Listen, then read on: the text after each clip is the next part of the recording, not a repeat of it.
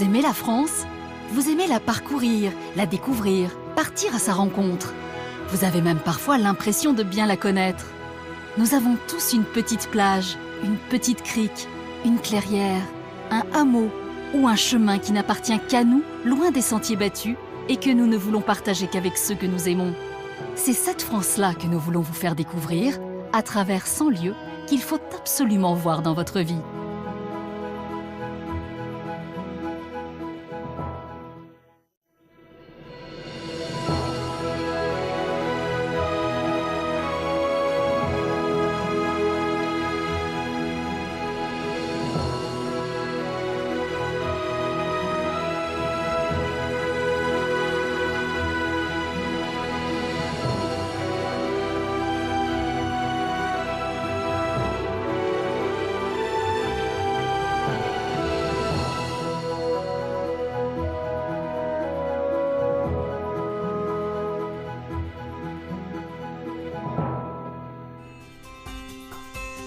Des contreforts sud du Massif central à la mer Méditerranée, en passant par les espaces de Garrigues et la basse plaine du Languedoc viticole, c'est le département de l'Hérault que nous vous emmenons découvrir aujourd'hui.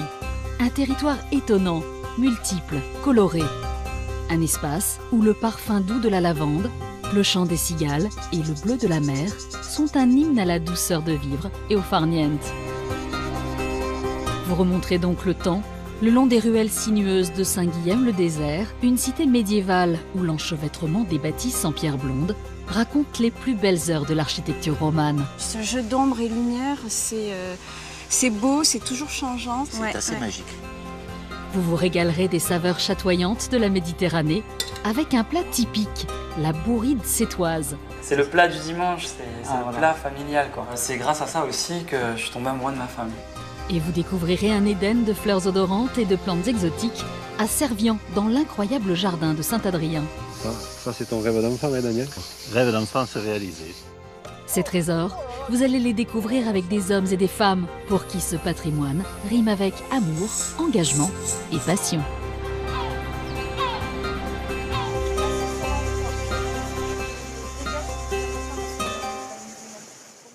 C'est au cœur de la vallée de l'Hérault que notre voyage commence, dominée par des falaises rocailleuses, ponctuées de thym, de chênes et de pins, traversée par des gorges escarpées et des rivières cristallines. La vallée de l'Hérault abrite aussi en son sein quelques-uns des plus beaux villages de France, comme ici à Saint-Guilhem-le-Désert, une cité légendaire qui s'étire le long du ruisseau Verdus depuis près de 12 siècles. Aude Listel est une enfant du pays. Amoureuse folle de son village natal, elle nous en livre l'histoire et les mystères le temps d'une balade avec son ami Jacques Prouget. Salut bonjour Jacques, ça va? Eh bien écoute, encore une fois, je me lasse pas de ce spectacle. Cette beauté, cette lumière, c'est incroyable. Hein, je suis d'accord avec toi, c'est vraiment le plus joli point de vue que l'on ait sur le village. Ce jeu d'ombre et lumière, c'est beau, c'est toujours changeant. On a la tranquillité, la beauté, on a la lumière, c'est assez magique.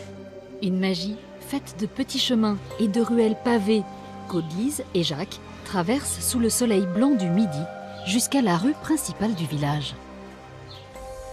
Nous y voilà, au cœur de ce village, dans cette rue principale. C'est vrai que pour moi, le charme de ce village, c'est vraiment le fait qu'il soit tout en longueur. C'est un village-rue avec ses façades caractéristiques du XIe siècle. On retrouve d'ailleurs les éléments de décoration de les dents d'engrenage et puis des fenêtres médiévales que l'on appelle fenêtres géminées. Voilà, c'est tout le charme du lieu est ici. Parfaitement conservées, ces petites maisons médiévales, délicatement entrelacées les unes aux autres, nous invite à rêver aux temps anciens de la création du village par Guillaume d'Orange en 804. Tout commence alors avec l'abbaye de Gélone, un joyau architectural au contour sobre et massif. Alors tu vois, moi ce que j'aime particulièrement et ce qui je trouve donne beaucoup d'élégance à cet édifice, ce sont les arcatures lombardes. Elles marchent par série de 3. Ouais. Voilà, tu vois, il y a 3 petites arcatures chaque fois qui sont séparées par une bande de pierre que l'on appelle les aines. Alors évidemment, ça soutient le bâtiment, mais c'est un décor qui est, moi je trouve ça donne du rythme et c'est très très joli. Ça c'est vraiment caractéristique de l'architecture romane languedocienne. Classée au patrimoine mondial de l'UNESCO, cette abbaye s'impose par la rondeur de ses lignes et la simplicité de ses reliefs. Une élégance sans phare ni fioriture que l'on retrouve également à l'intérieur de l'église. Tu vois, là, ça y est, nous sommes à l'intérieur. Tu as vu la sobriété qui se dégage de cette construction, qui est très très haute. Hein. La voûte en berceau culmine à 18 mètres de hauteur. C'est impressionnant quand même. Très impressionnant. Et qu'est-ce que tu penses de la lumière? Mais quand on arrive, on a cette obscurité et puis on a cette lumière aussi qui est l'ambiance. Et tu sais pourquoi? Non. Parce qu'on a 3 ouvertures ici au-dessus du cœur. Ah oui. Pour la petite histoire, les 2 ouvertures rondes que tu peux voir symbolisent le soleil et la lune.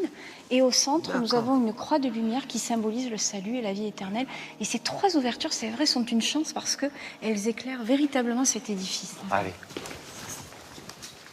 Alors tu vois, là, nous sommes devant la relique de la croix du Christ. La vraie. La vraie.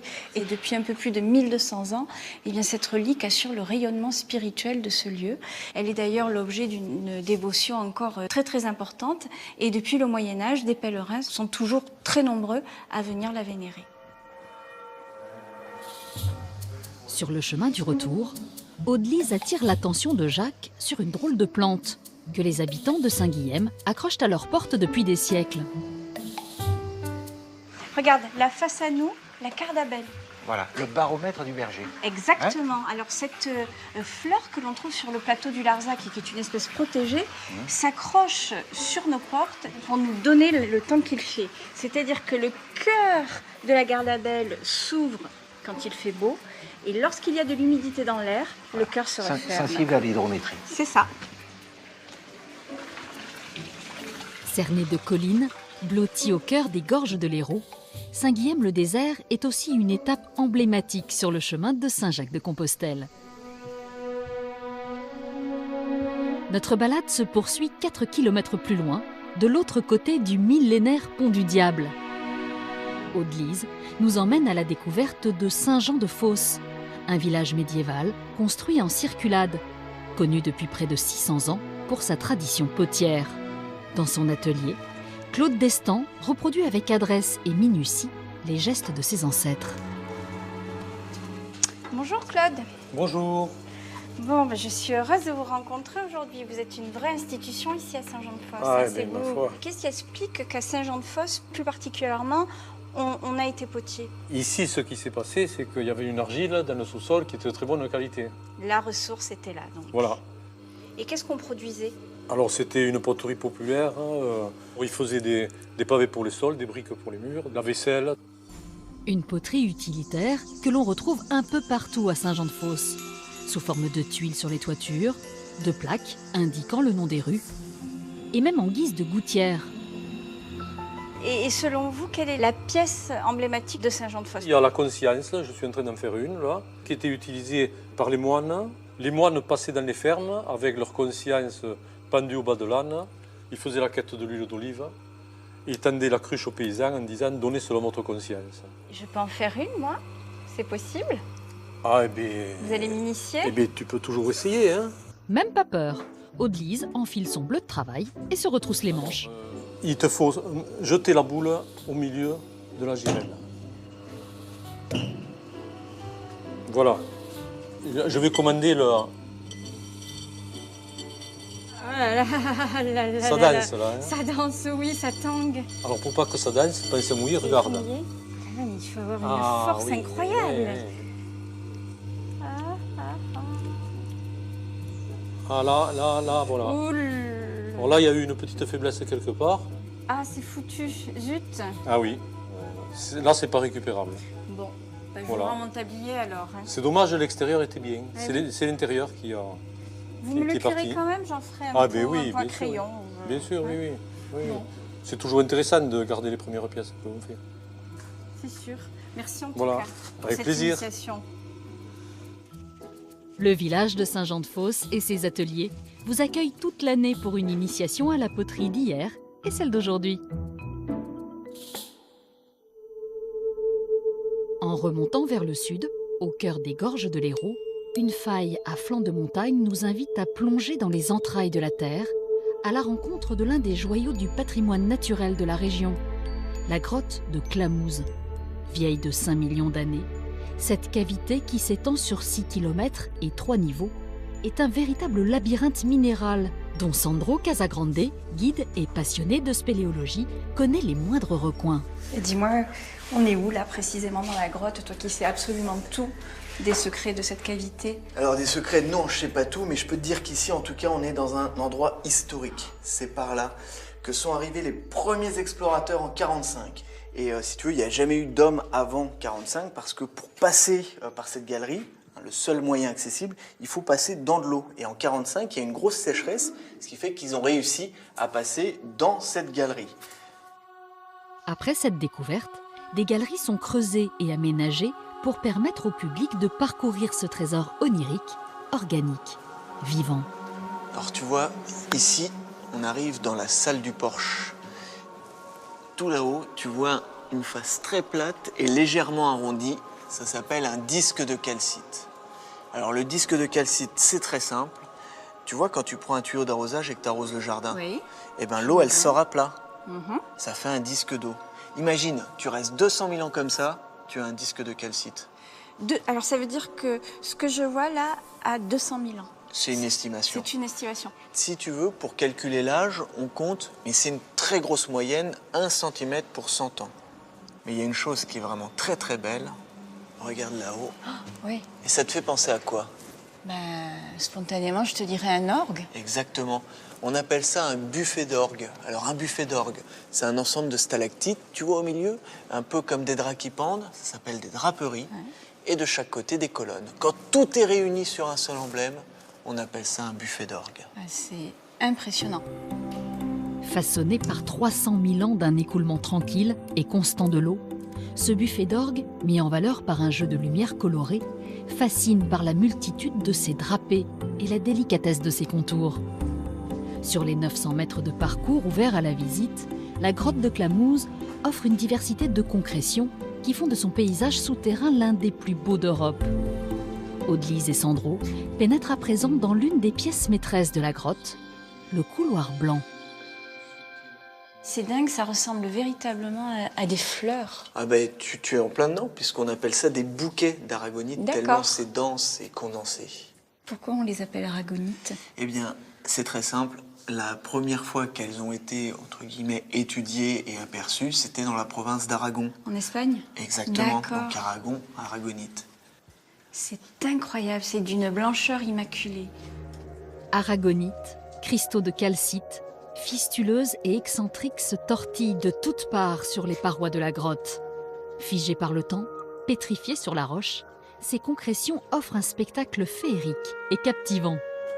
Un sentiment d'être un petit grain de sable dans cette immensité. Et puis tout ça à l'intérieur d'une montagne. Face à des centaines de milliers d'années, ta vie n'est pas grand-chose, quoi. Je trouve fascinant ce que la nature arrive à faire, ces gouttes d'eau qui patiemment, comme ça, se déposent et créent des œuvres d'art.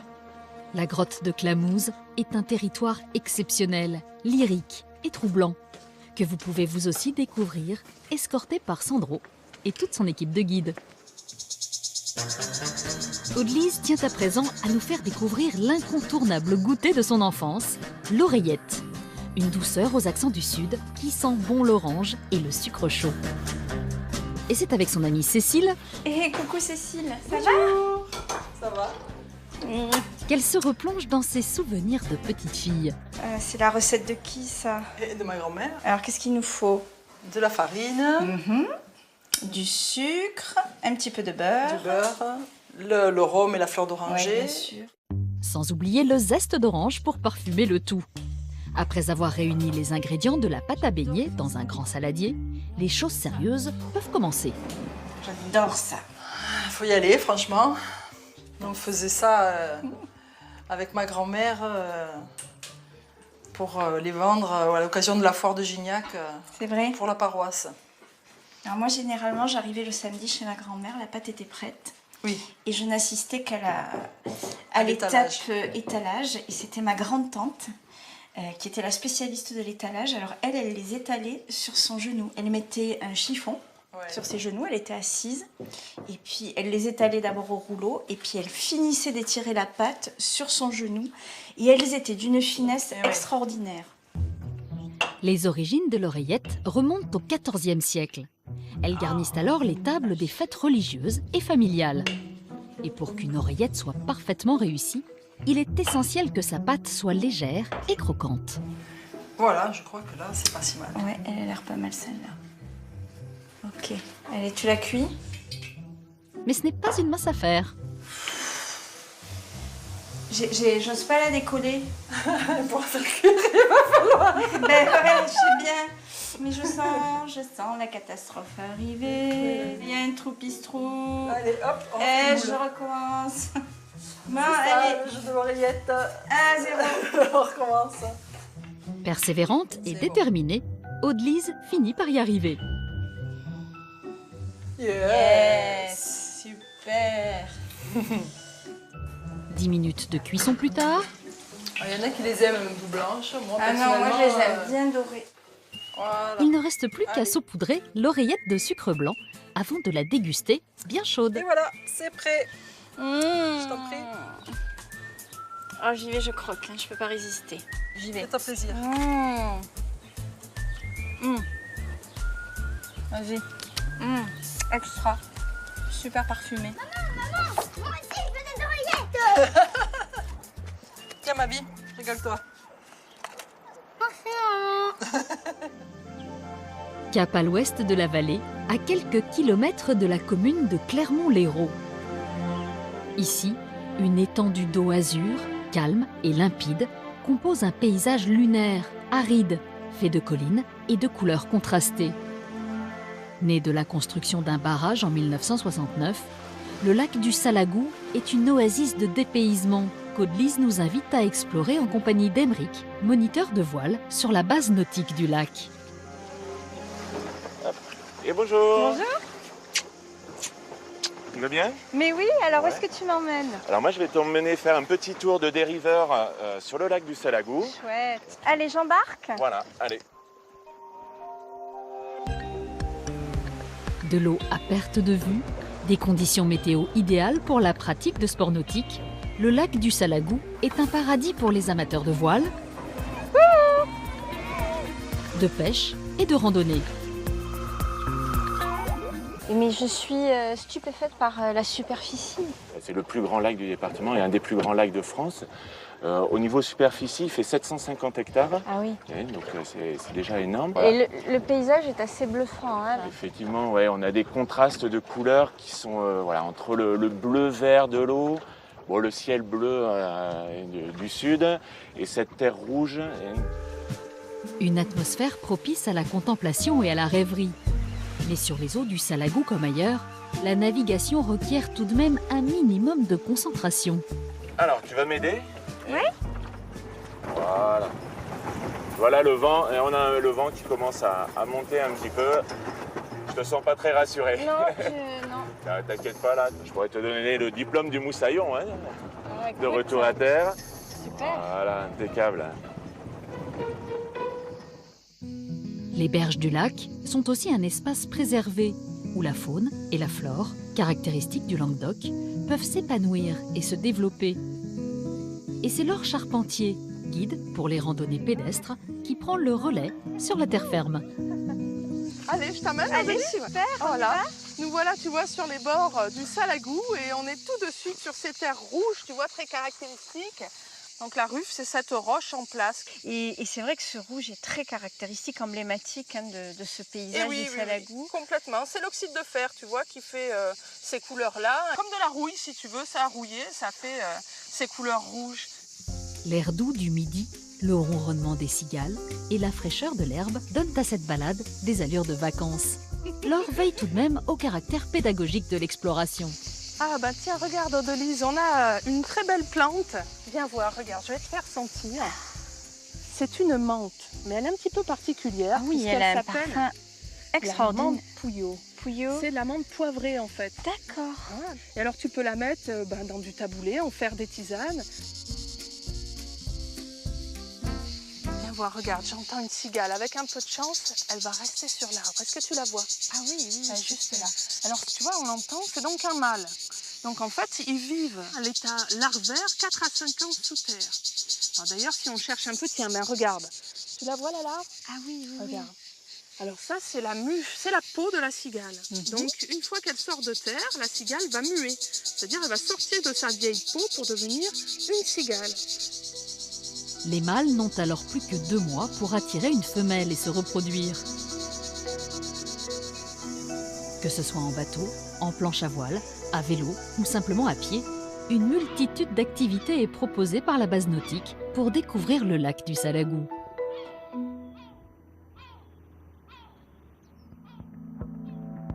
Le département de l'Hérault, c'est aussi 87 km de littoral bordé d'étangs, de plages et de petits ports. Ouverte sur la mer, traversée de canaux, la ville de Sète apparaît comme un mirage au loin.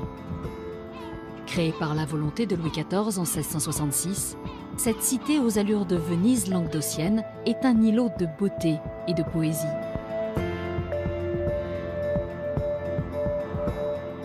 Tino vit à Sète depuis plus de 50 ans. Très investi dans la vie culturelle et artistique de la ville, il s'émerveille encore des couleurs, des paysages et de l'atmosphère si particulière de son île.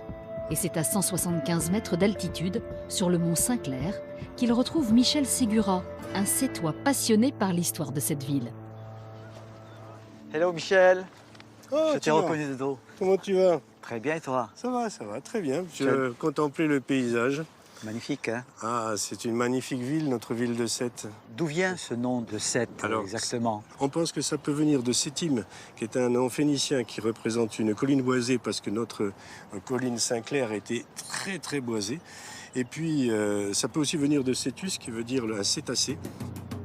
La ville est d'ailleurs souvent comparée à une baleine délicatement couchée sur la mer. En contrebas, sur les pentes du mont Saint-Clair, le regard est attiré par un amphithéâtre de pierre blanche tourné vers l'horizon. C'est le cimetière marin, un lieu sacré pour les Sétois. Georges Brassens lui consacre l'une de ses plus belles chansons. Et de nombreux artistes ont été inspirés par la beauté tranquille de ses allées et le panorama sublime qu'il offre aux visiteurs. Ce cimetière marin s'est établi autour des carrières qui ont servi à faire le port de Sète, et des carrières qui étaient très importantes et qui ont été le point de départ de notre ville. Et ces carrières ont été petit à petit transformées en cimetière. La partie basse de ce cimetière était l'emplacement où se situait la première église de Sète, et tout le quartier qui est autour, c'est le quartier des premiers Sétois. Pourquoi on appelle le cimetière marin? Cet endroit-là s'appelait autrefois le cimetière Saint-Charles. Il a fallu que Paul Valéry, qui est né à Sète, qui a vécu à Sète, qui est enterré ici, a créé un poème qui s'appelle Le cimetière marin, qui commence par « Ce toit tranquille où marchent les colombes, entre les pins palpitent, entre les tombes ». C'est vraiment la description parfaite de ce que nous voyons actuellement devant nous. En 24 strophes, Paul Valéry chante une ode à la légèreté du vent, au mouvement des vagues et à la plénitude que ce lieu unique éveille en lui. Près d'un siècle plus tard, sa tombe attire de nombreux touristes venus rendre un dernier hommage à cet artiste qui les a tant marqués. Le concierge de ce cimetière était tout le temps importuné par les gens qui lui demandaient où se trouve la tombe de Paul Valéry, où se trouve la tombe de Paul Valéry, si bien qu'il avait dressé un chien. Il lui suffisait de dire Valéry et le chien se rendait immédiatement sur la tombe, entraînant derrière lui les gens qui venaient voir la tombe de Paul Valéry.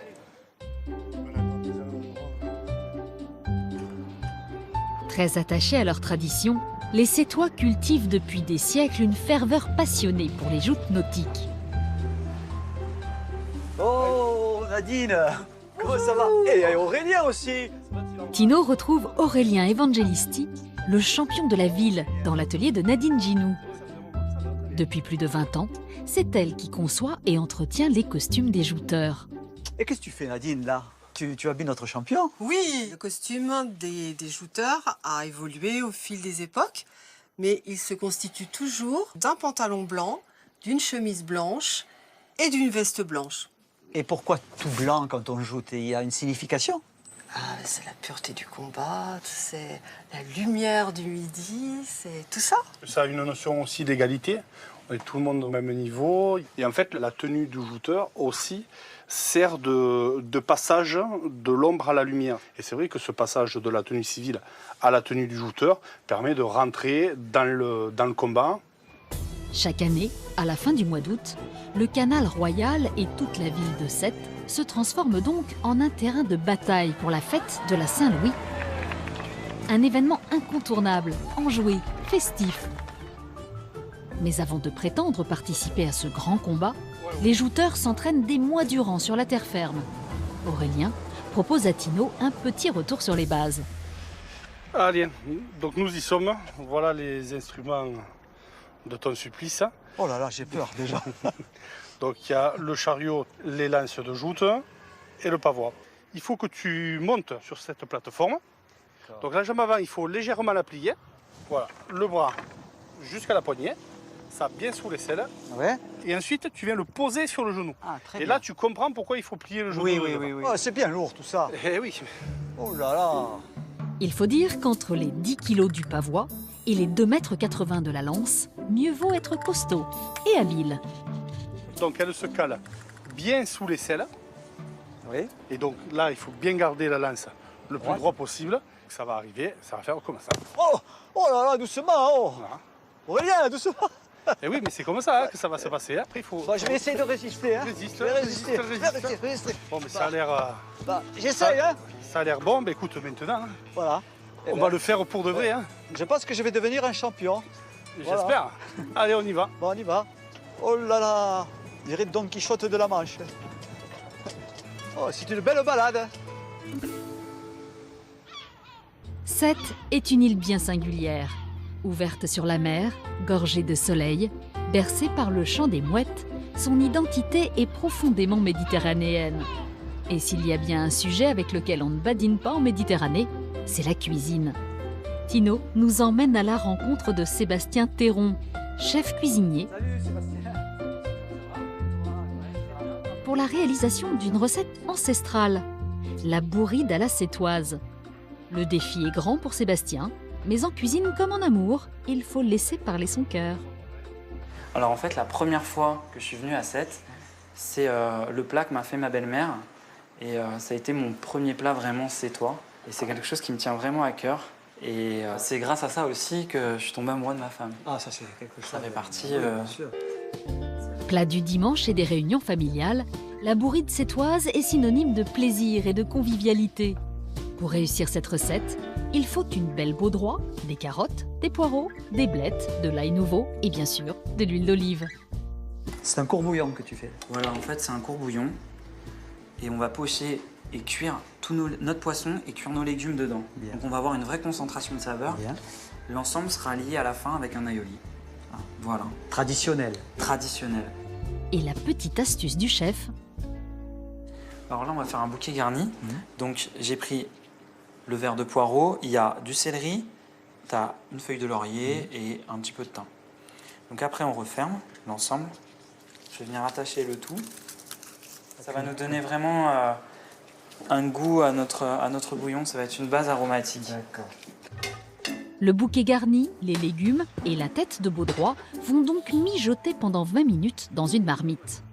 Puis, on dresse le tout dans une belle assiette creuse. Donc là, je fais mon dressage, mes petits légumes. C'est de l'art, hein. Dessus, je viens reposer un petit peu le poisson, notre laitue et notre sauce, sans oublier un tout petit peu de zeste d'orange. Et pourquoi de l'orange? Alors en fait l'orange, parce que ma belle-mère en mettait dans sa recette. Après cette petite touche personnelle, l'appel des papilles ne peut plus attendre. À table. Allez. Alors, j'ai respecté la tradition. Très bon, Sébastien. Bravo, très bon. Tino reprend la route vers l'est, à 40 km de Sète, dans la région montpelliéraine. C'est ici, au cœur des vignes, que se sont développées au XVIIIe siècle d'élégantes demeures secondaires aux allures de château. Conçues par des architectes locaux pour l'aristocratie de robe et les grands bourgeois, ces bâtisses joliment nommées Folies sont un incontournable du patrimoine architectural de la région. Tino nous escorte au château de Flaugergue, une folie qui appartient à la famille d'Henri de Colbert depuis 350 ans. Flaugergue, la plus ancienne des folies, elle a été aménagée à partir de 1696, on est encore au XVIIe, donc elle est un peu plus rustique que les folies plus classiques. Mais pourquoi folie Folie, c'est lié au mot folia, c'est-à-dire les feuilles, que c'est la maison au milieu des feuillages, en complément ou en différence de la maison qu'on a en ville, au milieu de la pierre de la ville. Il n'y a pas de folie sans vigne, sans champs, sans oliviers, sans tout un tas de choses qui sont liées à la nature. Sobre, brut, simple, le dépouillement de la façade, inspiré des villas italiennes de la Renaissance, contraste avec le foisonnement décoratif des intérieurs. Ici, chaque objet a son histoire, et c'est Pierre de Colberg qui s'en fait le conteur d'un jour pour le plus grand plaisir de Tino. Alors Pierre, quand on rentre vraiment dans cette pièce, on est émerveillé de voir tant de belles choses. Dans ce salon, on a vraiment l'esprit du XVIIIe siècle, cette idée de s'ouvrir au monde. Alors là, j'ai un bel objet à te montrer. J'ai remarqué. Alors ça, c'est un Zograscope. C'est l'ancêtre du vidéoprojecteur, de la télé, d'Internet. C'est vraiment les prémices du tourisme. C'est formidable, ça. Et oui, on voyage sans bouger, mais surtout, au niveau scientifique, l'appareil permet de visionner des vues d'optique. C'est une gravure qui est peinte à la main. Donc tu peux t'avancer, il faut bien regarder dans l'axe de la Alors, il faut rester droit. Il faut rester droit, Comme il faut ça. se mettre dans l'axe, vraiment, on baisse encore un petit peu. Oui. Oh, mais c'est magnifique. On dirait que je suis vraiment dans le paysage. C'est tout l'esprit du Zograscope, hein, qui a été pensé par Léonard de Vinci. Et toutes les vues d'optique qui existaient, qui étaient dans les salons ou qui pouvaient être dans la rue, cet appareil permettait de les visionner. Dans la bibliothèque, une collection de 70 vues d'optique parfaitement conservées tapisse les murs de destinations romantiques et lointaines. Ce cabinet de curiosités, aux allures de boudoir, abrite aussi une série de livres anciens qui témoignent de l'esprit de découverte propre au siècle des Lumières. C'est un livre sur les oiseaux-mouches. Alors je vais faire attention, je devrais normalement porter des gants, tu vois. Oui. Mais ici, on a des gravures qui sont peintes à la main. Oui. Et ce qui est extraordinaire, c'est que c'est une époque où on maîtrisait déjà l'impression en couleur, mais que volontairement, dans l'esprit artistique, on a continué à travailler donc tout au pinceau. Un pur produit du XVIIIe siècle, un travail scientifique extraordinaire, parce qu'on a répertorié des oiseaux-mouches. À l'époque, il fallait y aller, au fin fond de l'Amazonie et dans toutes ces contrées lointaines. Mais surtout, il y a un travail artistique extraordinaire. Artisanat aussi. Voilà. C'est vraiment un lieu de culture ici. C'est un lieu de culture, oui. Pas question de quitter le château de Flaugergue sans se laisser aller à la flânerie le long de son jardin à la française et de son parc paysager, où vous serez séduit par un méli-mélo joyeux de couleurs, de formes et de senteurs.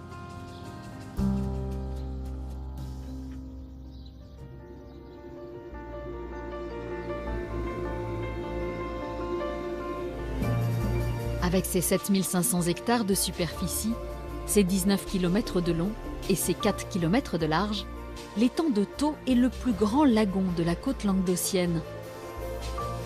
Au lieu de l'ostréiculture depuis l'Antiquité, ces eaux turquoises recèlent une multitude de poissons et de coquillages qui font le bonheur des pêcheurs depuis des siècles.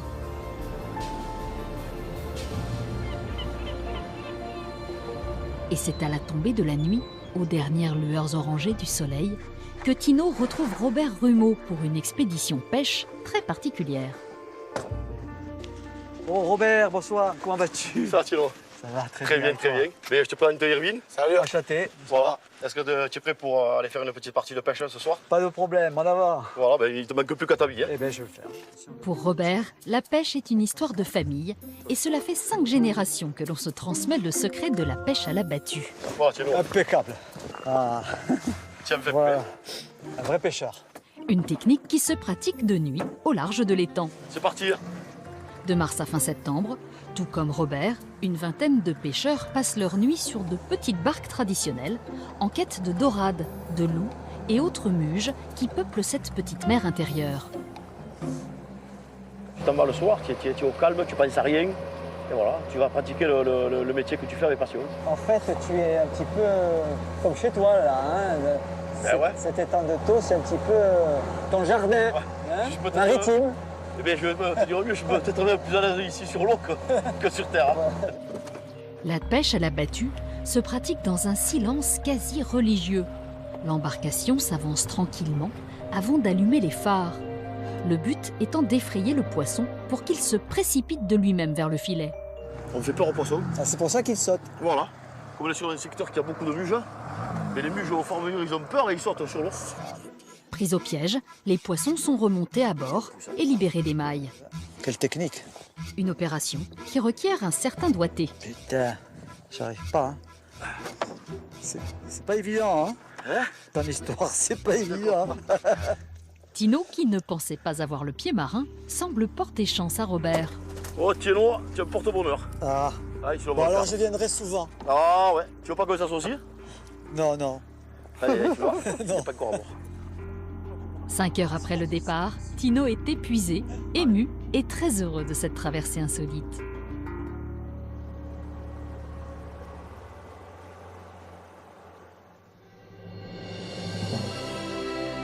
C'est à l'ouest de l'Hérault, au cœur des plaines viticoles, que notre voyage se poursuit.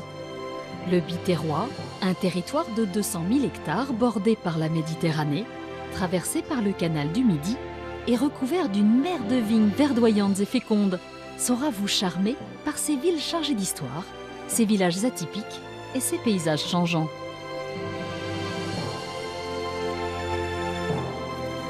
Michel Cross, vigneron créatif et passionné, nous guide sur les terres de ses ancêtres avec une première escale sur les hauteurs de Béziers, à la cathédrale Saint-Nazaire, un joyau de l'architecture gothique installé sur un promontoire rocheux dominant la ville dont elle est le symbole. Jean Lauze, féru d'histoire, incollable sur celle de Béziers, nous ouvre les portes de cette cathédrale mythique. Oh Michel! Bonjour Jean. Bonjour, comment vas-tu? Ça va très bien. Tu as quitté tes vignes? Oui, j'ai quitté les vignes. Ah, tu viens visiter cette belle cathédrale de oui, Béziers. Je vais te faire voir tous ces mystères. Viens, on y va. Avec plaisir. Bâtie à l'emplacement d'un ancien temple romain, détruite en 1209 lors du siège de Béziers par les croisés, la cathédrale est progressivement reconstruite jusqu'au XVe siècle, adoptant une silhouette massive. Alors Jean, dis-moi, quelle est la particularité de cette cathédrale? C'est vraiment la fierté de toutes les Biterroises et de tous les Biterrois. C'est une cathédrale à nef unique. C'est ce qu'on appelle du gothique méridional, c'est-à-dire une seule nef très large. On retrouve ça à Carcassonne, à Montpellier, dans tout le sud de la France en fait. Voilà. Avec ses 50 mètres de long, ses 23 mètres de haut et sa nef de 14 mètres de large, cet édifice est le plus grand monument gothique de la ville. La netteté de ses lignes, l'élégance de ses vitraux et le foisonnement de ses décors baroques en font un ouvrage remarquable de beauté. C'est magnifique, hein, une partie beaucoup plus exubérante que ce qu'on a pu voir sur le reste de la cathédrale. Ces vitraux qui amènent cette lumière, mais c'est magnifique. Au fur et à mesure qu'on se rapproche du centre, on a ces colonnes en marbre qui sont décollées du mur pour donner cette impression de relief. Tu vois, ces marches-là, monte sur la première, vas-y. Là, tu es sur l'espérance. Encore une, vas-y. Là, tu es sur la foi. Encore. Là, tu es sur la charité. Ce sont les 3 vertus théologales. Tu peux préciser théologales? Les 3 vertus théologales, ce sont les 3 vertus qui permettent de comprendre le mystère de Dieu. Tu vois? Et ces vertus, évidemment, sont toujours représentées par des femmes. Tu vois ici, on a une femme qui est prise dans une tempête, elle jette une ancre à la mer en espérant qu'elle sera sauvée. Donc c'est l'espérance. Ici, on a la foi qui est représentée par la foi dans les Écritures et la présence du Christ dans le calice. C'est ce qui différencie l'Église catholique des autres églises chrétiennes. Et la charité, ici, une femme encore qui s'occupe de jeunes enfants, qui fait la charité. Avant de quitter la cathédrale, Jean invite Michel à affronter les 165 marches de la tour-clocher pour découvrir une vue unique sur la ville de Béziers. Une ascension qui monte à la tête de Michel et Jean. Tu vois là, on est sur les toits de la cathédrale. Tout est en pierre, tu vois. Et leur donne envie de scander des vers en patois occitan. À qui est Béziers? Est-ce pas poli de notre pays? Est-ce poli de Bémaille? Ça veut dire, il n'est pas beau notre pays, ici c'est Béziers. Et ici c'est Béziers, voilà, la capitale. C'est magnifique. Classée monument historique depuis 1840, la cathédrale, son cloître et son jardin sont ouverts à la visite toute l'année. Alors courez-y. À peine 15 km plus loin, au nord-est de Béziers, dans la commune de Servian, c'est un Éden bien terrestre que Michel nous invite à découvrir. 4 hectares de verdure, de sculptures, de fleurs odorantes et colorées, un jardin luxuriant né de l'imagination de Daniel Malguir et son épouse, Françoise. Pendant 15 ans, le couple a travaillé sans relâche pour transformer de vieilles carrières de basalte en un paradis végétal. Ah, regarde. Alors ce jardin, Daniel, c'est ton rêve d'enfant, ça quoi? Rêve d'enfant se réaliser. Et comment tu as fait pour arriver à aménager ça? Parce que tu n'es pas architecte, tu n'es pas maçon, tu as fait tout un tas de réalisations. Moi, je suis abasourdi par le travail qui a été réalisé sans en avoir la connaissance initiale, quoi. C'est comme tout, pour arriver à un bon résultat, il faut avoir de l'amour. Et c'est vrai qu'avec beaucoup d'amour, on peut déplacer les montagnes. Et de l'amour, Daniel en a à revendre. Aujourd'hui, près de 200 variétés de plantes, de fleurs et d'arbres peuplent son jardin. Chaque parcelle est entretenue avec minutie. Ça s'appelle une érythrine. C'est un arbre très très rare. Hein. C'est un arbre qui est difficile à acclimater. Il vient d'Amérique du Sud, aussi du Costa Rica. Et dans notre région, il y en a très très peu. Je crois qu'il y en a 3 ou 4 grand maximum. Et ça s'appelle aussi la crête de coq. Crête de coq parce que tu vois, chaque hampe va porter ces magnifiques couleurs. Et tu as chaque fois la fleur qui ressemble à une crête de coq. C'est très très joli. De toutes parts, le jardin de Saint-Adrien pullule de rareté, comme cet olivier vieux de 500 ans, ou encore ces lotus, fleurs aquatiques pures et délicates. Ah mais tiens, regarde, je vais te présenter une fleur parmi les fleurs. Superbe. Françoise, on a de la visite. Ah, coucou Michel, comment Salut ça va? Françoise, comment vas-tu? Bien, Dis eh donc bien ça. écoute, tu tombes à pic, j'ai Voilà. besoin d'aide. C'est pas Je t'ai vrai. préparé des cuissardes, tu Mais- vas les enfiler et venir me Mais rejoindre. tu préfères pas que ce soit Daniel Et- qui se mette à la tâche, non? Non, il a l'habitude. En plus, je vais t'apprendre plein de trucs sur le lotus. Allez. Ok. Le lotus, il a les racines dans la vase, dans les D'accord. eaux un peu sombres des étangs. Et après, émerge de là cette magnifique fleur. Ce lotus là, c'est quoi? C'est une symbolique, je crois, non? Oui, ça a plein de symboliques. C'est la fertilité, la prospérité, la sagesse. En Chine, c'est pour le couple, la fidélité dans le couple. On offre un lotus pour que l'homme et la femme soient bien fidèles toute leur vie.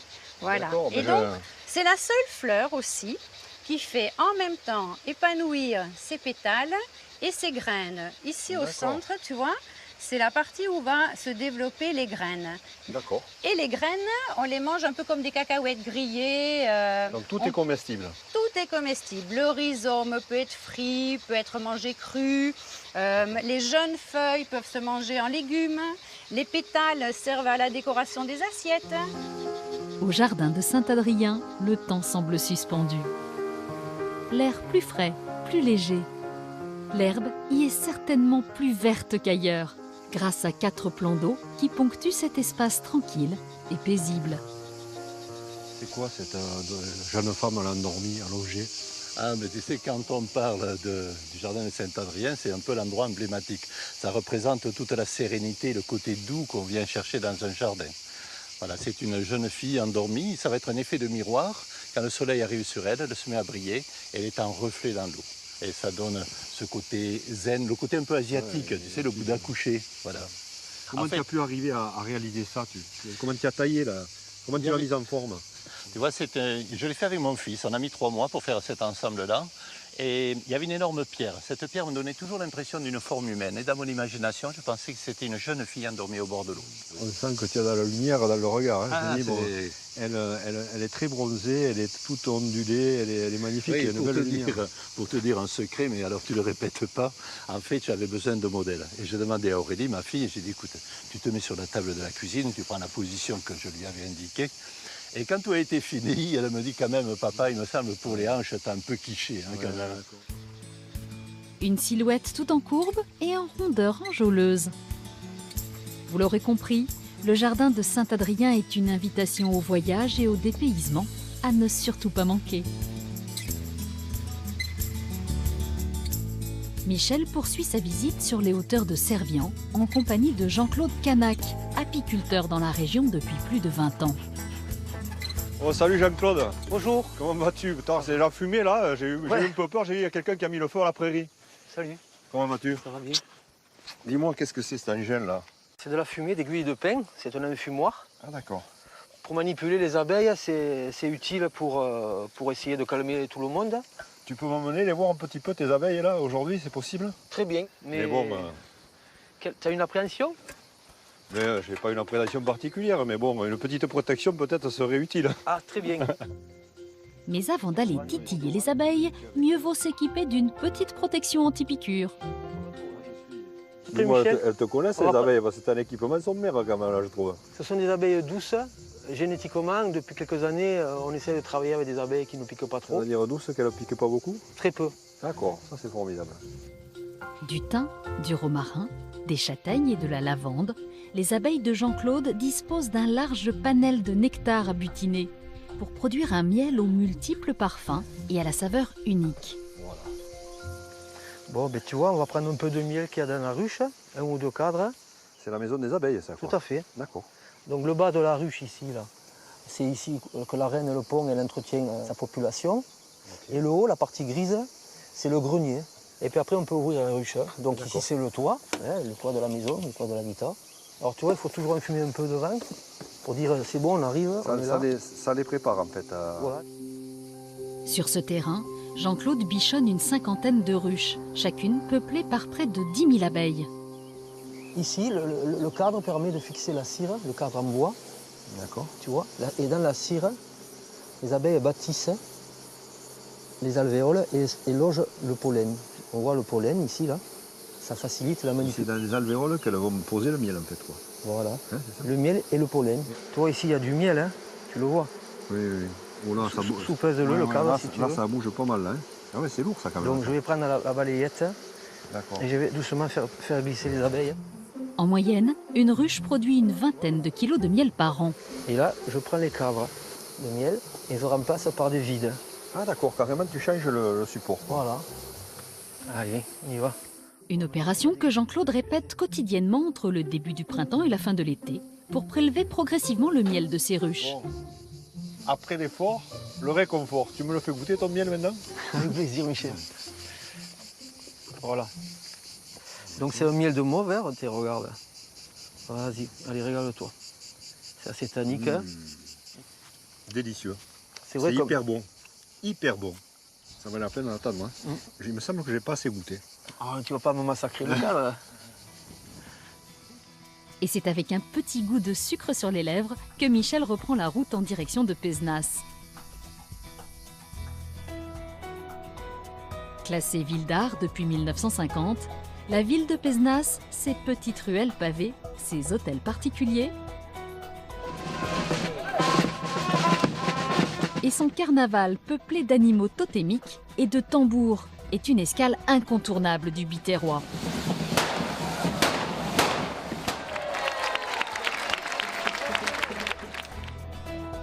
Dans son atelier, situé au cœur de la vieille ville, Éric Bournil, tourneur sur bois, façonne au gré de ses humeurs des meubles, des vases et autres créations tantôt lisses et élégantes, tantôt colorées et farfelues. Michel le retrouve pour parler de cet artisanat ancestral dont il perpétue le savoir-faire. Bonjour Éric. Salut Michel. Comment vas-tu? Ça va bien? Ça va, je te remercie, oui. Voilà. Dis-moi, qu'est-ce que tu es en train de réaliser là? Bah, je fais un vase en bois de houx. Je travaille tous les bois, quels qu'ils soient. Hein. Ils ont tous leurs particularités, leurs couleurs, leurs textures. Là, tu vois, il y a une tâche que je vais essayer d'exploiter au mieux. Ouais. Elle est très belle, cette tâche. C'est une tâche naturelle. Hein. Ça va faire un joli dessin. Et tu utilises l'esthétique naturelle du bois? Bien sûr. D'accord. Oui, toi-même, tu l'as appris comment, en fait, ça Moi, je l'ai appris un peu chez les compagnons, dans ma jeunesse. C'est une belle école, ça. Oui, oui, bien sûr. Oui. Par contre, le métier a bien failli se perdre à cause de la mécanisation et tout ça. C'était quand même, on a failli perdre toutes les techniques. Ouais. Mais pour Éric, pas question de renoncer à cette technique dont les origines remontent à l'Égypte antique. Patiemment, habilement, il reproduit les gestes de ses ancêtres, explore le potentiel du bois, laisse libre cours à son imagination et transmet son amour du tournage sur bois. Bon, ben, je pense que tu as envie d'essayer maintenant. Écoute, bon, est-ce que tu es prêt à prendre le risque, hein, parce que moi je vois un objet qui se présente magnifiquement. Je ne voudrais pas quand même exagérer. Bon, ben, écoute, pas de problème. Si tu fais es prêt à ce me que faire je dis, confiance, j'essaie de faire au mieux. Ok, alors on est dans la machine. On pose ici d'abord. On pose ici d'abord, d'accord. On incline la gouge légèrement sur le côté comme ça. Et il faut, tu vois, que le biseau ici, là, il faut qu'il porte sur le bois. Bon, je suis ton apprenti, compagnon. Droitier. Ok, alors tu vas tenir ici plus près. Et là, tu vois le copeau qui commence à sortir. Et j'accompagne, je suis la forme. Appuie pas trop fort. Il faut que le mouvement soit bien.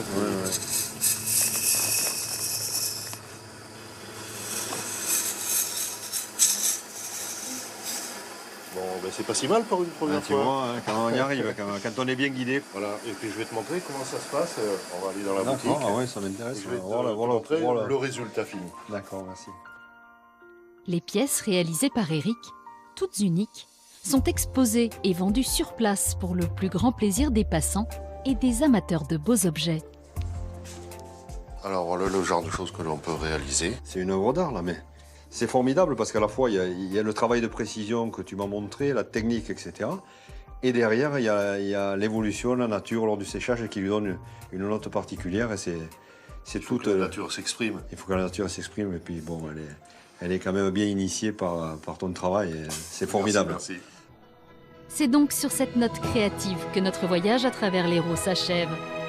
Vous savez à présent que cette région regorge de paysages grandioses, d'ouvrages architecturaux remarquables et de traditions séculaires et typiques qu'il faut absolument voir une fois dans votre vie.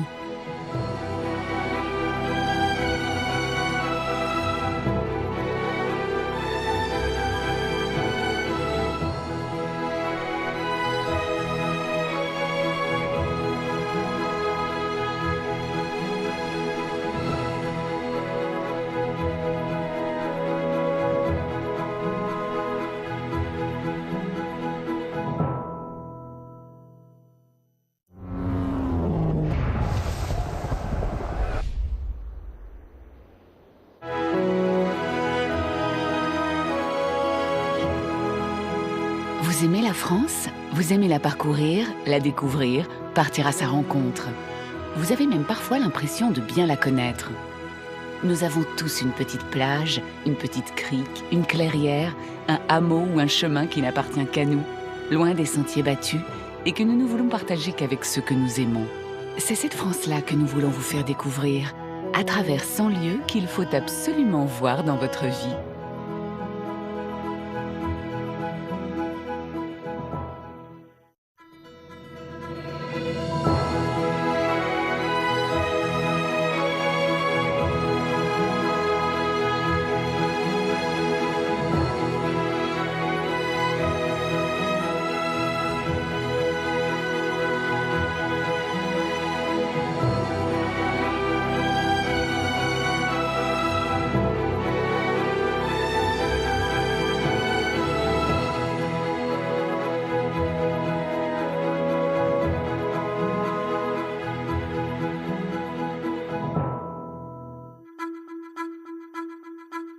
Aujourd'hui, nous nous rendons en Ille-et-Vilaine.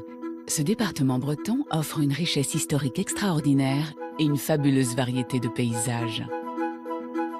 Nous découvrirons d'abord la côte nord, avec sa pittoresque cité malouine. Les trésors qu'elle cache vous étonneront autant que les passionnés qui pensent la connaître. Ah bah là, bon, ils sont tout près là, regarde là. Nous partirons ensuite à Rennes, avec ses palais et jardins à couper le souffle. La capitale bretonne et ses environs sont la preuve que la Bretagne est à la fois majestueuse et authentique. On m'a dit qu'ici c'est un endroit magique. Et oui, la roche chauffée quoi.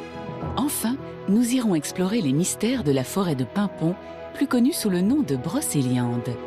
Vous allez voir que les habitants de la légendaire forêt s'en inspirent pour enrichir notre patrimoine culinaire. C'est hyper beau, hein. Puis ça sent fort, hein. Ça sent bon. Ça sent la Bretagne. Nous commençons notre périple en Ille-et-Vilaine par la visite d'un véritable joyau, Saint-Malo. En plus d'être le principal port de Bretagne Nord, cette cité médiévale est aussi la première ville touristique du département. Un passage incontournable du pays breton.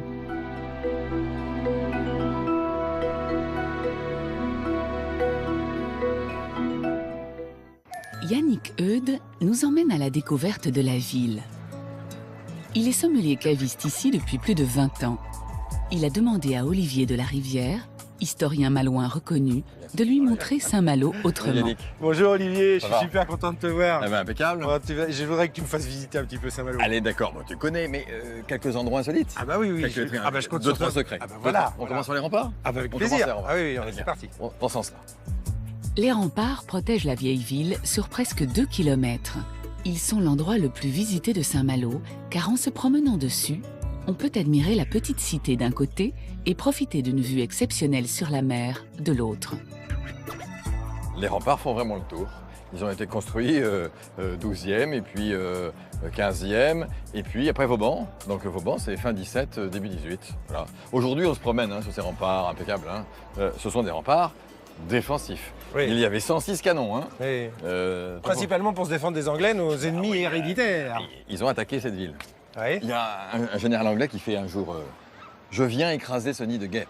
Oui. Et il n'y est pas arrivé. Oui, Mais oui. 11 fois, ils ne sont pas arrivés. Oui. 11 fois, il y a 11 intentions anglaises pour raser cette ville. Jamais ils y sont arrivés. Voilà.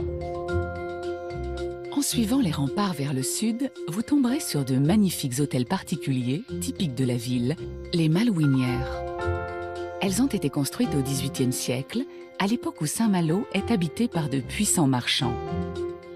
Ah, ils sont vraiment magnifiques ces hôtels particuliers. Ils sont majestueux, ils sont impressionnants. Alors, on est au début du 18e ici. Ces maisons ont été construites pour les armateurs de la ville. Les armateurs possèdent à cette époque-là 10% de la richesse française. C'est énorme. C'est absolument colossal. Et ce sont leurs bateaux qui apportent la richesse à la ville. La ville est vraiment très riche. Donc ici, dans ces hôtels particuliers, ils travaillaient.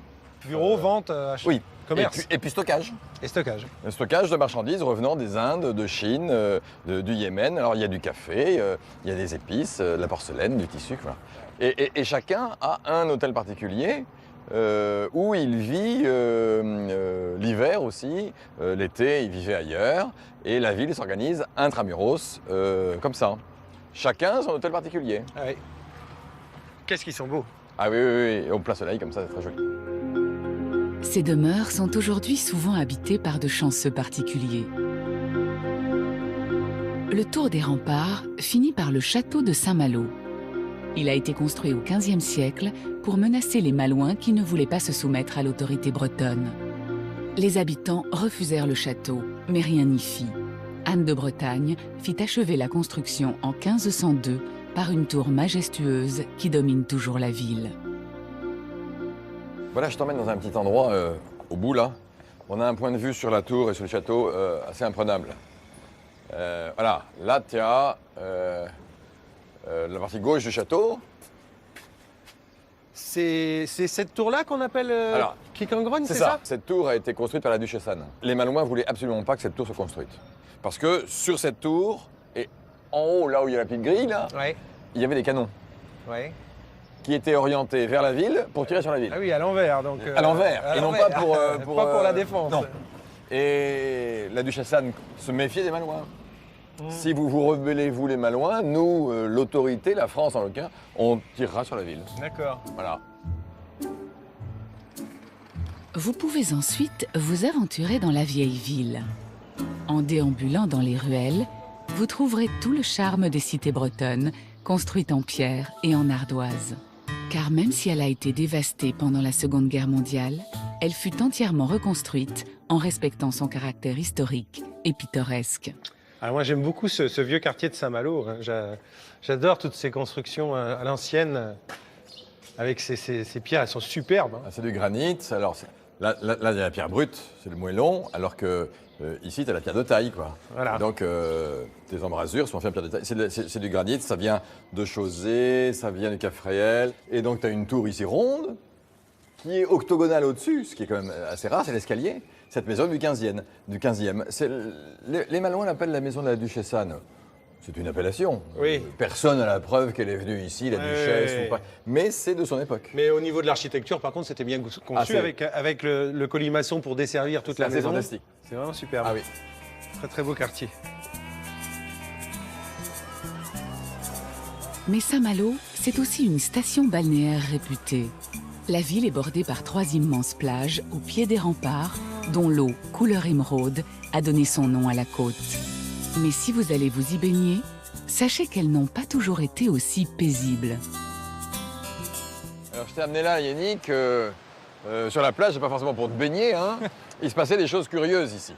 Depuis la moitié du XIIe siècle, tous les soirs, il y avait une cloche qui sonnait, c'était le couvre-feu. Entre parenthèses, elle sonne toujours, curieux. Deuxième chose, pendant que le couvre-feu était en ville, les gens de Saint-Malo, la ville de Saint-Malo, lâchaient ici des dogs. Alors il y avait 24 chiens qui couraient autour de la ville pour garder la ville.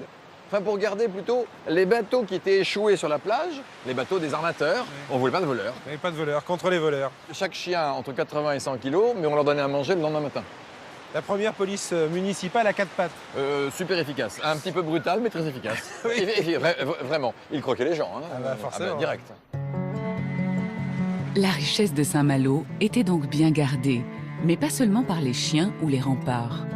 La ville est entourée de forts, de véritables pépites architecturales que l'on peut visiter. Ce matin, Yannick a rendez-vous sur le petit port de Dinard. Salut Alain. Tiens, salut Yannick.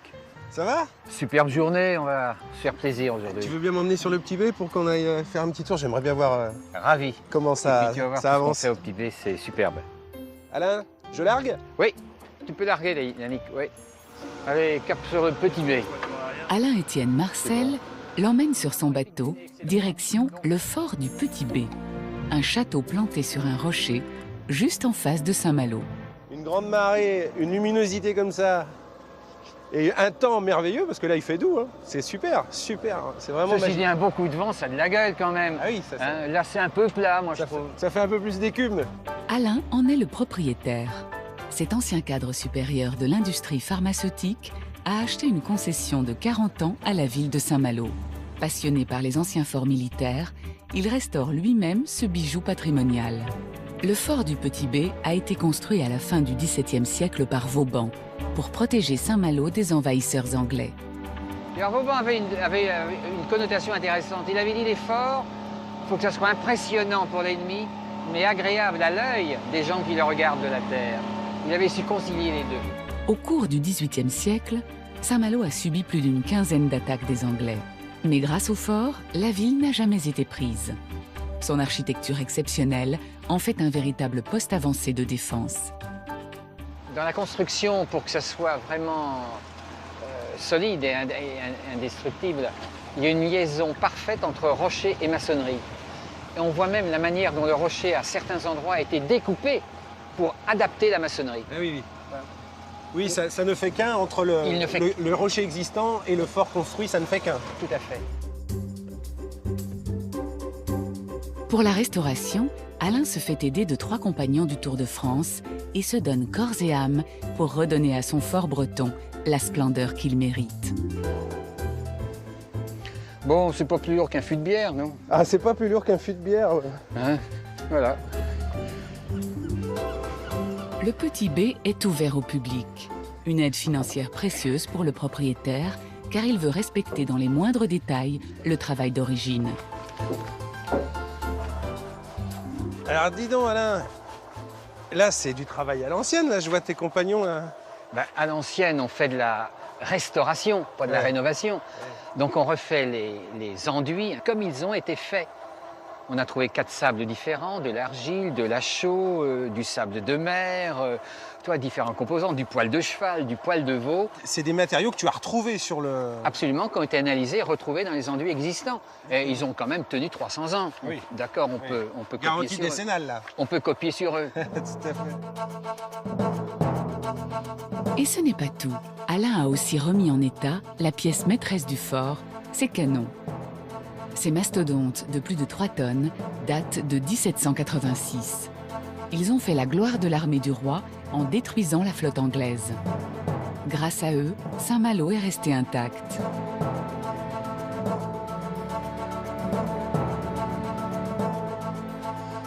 Tiens, viens, regarde, Yannick. Un regard sur Saint-Malo. Ah, c'est superbe. De par les hommes qui sont chargés de veiller sur Saint-Malo, de le défendre, de le préserver. Regarde cette vue au travers de cette meurtrière. C'est incroyable, avec le clocher dans la brume de chaleur, c'est magnifique, magnifique. C'est une des vues que je préfère. Ouais, c'est agréable, c'est très agréable. puis, on a envie d'y vivre là. Hein. Chaque habitant de Saint-Malo est un marin dans l'âme. L'explorateur Jacques Cartier ou le corsaire Surcouf était malouin. La région vit toujours au rythme des marées, qui sont parmi les plus grandes des côtes françaises. Yannick veut donc nous faire découvrir la surprenante richesse marine de l'île-et-Vilaine. Il retrouve Gaël sur son bateau à Cancale, à une quinzaine de kilomètres de Saint-Malo. Salut Gaël. Bonjour.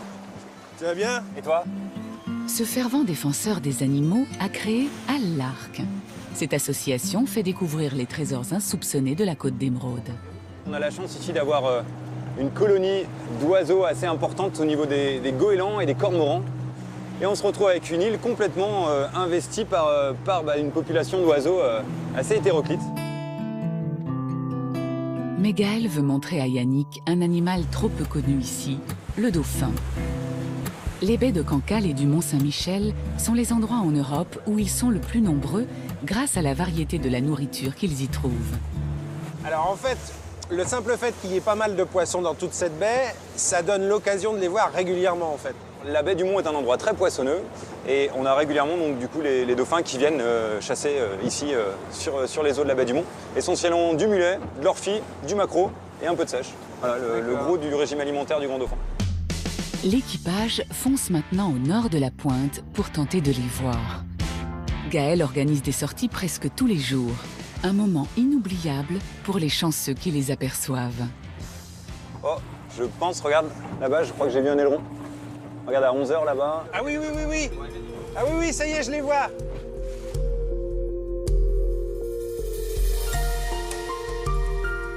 Ah bah là, bon, ils sont tout près là, regarde, regarde, Ah ouais, regarde, regarde. ça. Alors très souvent, dans les troupeaux, tu as différentes générations. Et les jeunes qui sont plus joueurs, comme celui-là est en train de s'approcher là, les jeunes viennent plus facilement à l'étrave du bateau. Ça peut sauter à combien de haut un dauphin? On a déjà estimé la hauteur à plus de 7 mètres. 7 mètres? 7 mètres, ouais. Alors ça se voit de très très loin. Un saut de dauphin, ça peut se voir de très très loin. Alors imagine en plus un animal... ouais, ils ont l'air assez joueurs. Un animal de 400 kg, quand ça retombe, bah, ça te fait une énorme gerbe d'eau qui se voit de très très loin. Eh bah oui.